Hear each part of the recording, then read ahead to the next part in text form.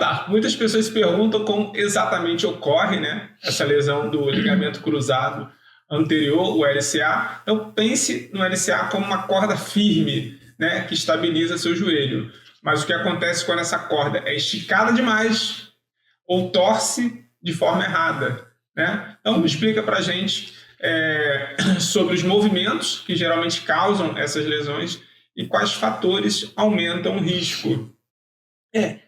Cara, a gente sempre fala disso, né? Sobre o fato de ter uma musculatura bem estruturada para que a gente não sobrecarregue a articulação.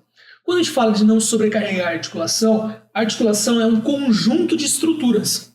Então, pensando no joelho, a gente não tem só o ligamento, né? A gente tem os meniscos, a gente tem as bursas subpatelar, tem outros ligamentos, tem os tendões. Então, uma musculatura bem fortalecida do quadríceps diminui a sobrecarga dessa articulação. E aí, consequentemente, a gente alivia o trabalho dos ligamentos e dos tendões, certo?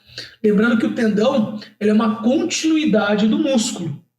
Ele deixa de ter tantas fibras musculares, né, tantos sarcômeros, ela vai diminuindo, vai virando uma coisa mais fibrótica. Então, a gente tem ali essa diferença histológica ali.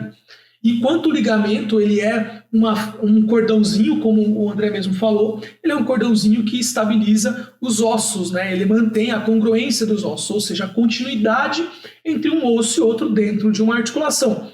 Então, essa ligadura entre os ossos, ela é sobrecarregada quando a musculatura está fraca. Então, para a gente lesionar, pensando numa predisposição, uma musculatura fraca, uma má periodização do seu treino também pode levar à sobrecarga articular, tá? E aí, consequentemente, as lesões de ligamento, tá? De tecido mole e ligamento. As torções abruptas, né? Mudança de direção muito comum em esportes mais dinâmicos, né? Como o tênis, que eu vou muito anteriormente, volto, tem os deslocamentos laterais. Mas aí, em contrapartida, a gente tem o futebol. Os cravos, ele tem a função de estabilidade do pé em relação ao solo. Então, na grama, essa torção ela pode se tornar um pouco mais estável em relação ao pé. Então, o processo de desaceleração, estou correndo, vou parar com tudo e vou fazer uma mudança de direção.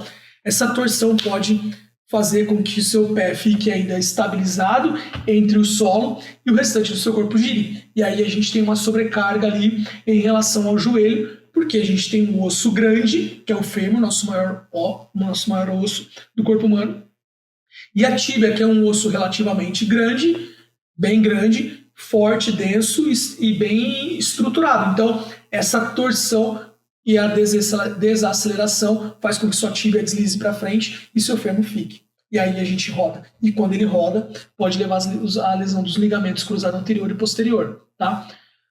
A gente tem que entender também que existem as variações anatômicas, né? Uma pessoa pode ter um ligamento um pouco mais para lá, um pouco mais para cá, pode ter um ligamento menos espesso, um pouco mais espesso. Então a gente tem que entender isso também, tá? Não significa que toda torção vai levar a uma lesão de ligamento, tá? Lembrando, eu tenho uma perna um pouco mais forte, você tem uma perna um pouco mais fraca, ou vice-versa. A gente pode ter esse fator de risco mais não específico, né? Não é muito inespecífico, ele pode ser maleável dentro dos fatores de riscos, né?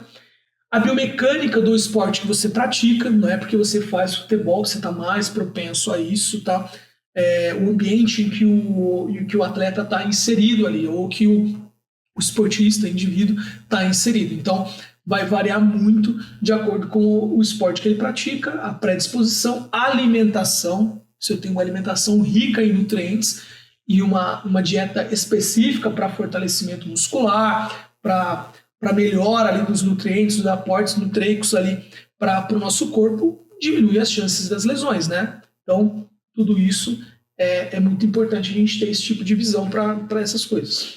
Mas interessante, você falou da questão das travas, da chuteira ali, interessante. Então o pé fica, o resto do corpo vai e torce tudo. O cara tá correndo, precisa parar abrupto. Sim. Ele para e muda de direção. Muda de direção. Essa mudança faz a lesão. Já no, sei lá, no futebol, de repente, de society que não tem trava, ou de salão ali, né, de salão que desliza menos, você não trava tanto o seu pé ali. É que no salão, o solo ele é mais rígido, né? Ele é mais fixo. Sim. Então, esse impacto gera uma sobrecarga muito maior do que no futebol de campo.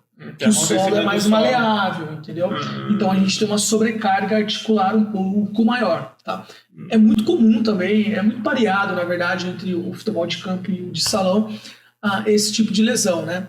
Então é muito comum, tá bem parecido ali. Mas no de salão eu vejo mais clinicamente, tá? Eu vejo mais lesão de menisco. Tá? Desgaste de menisco. Falam bastante. Né? Desgaste de menisco pelo impacto. Por conta do impacto. Do impacto. Interessante.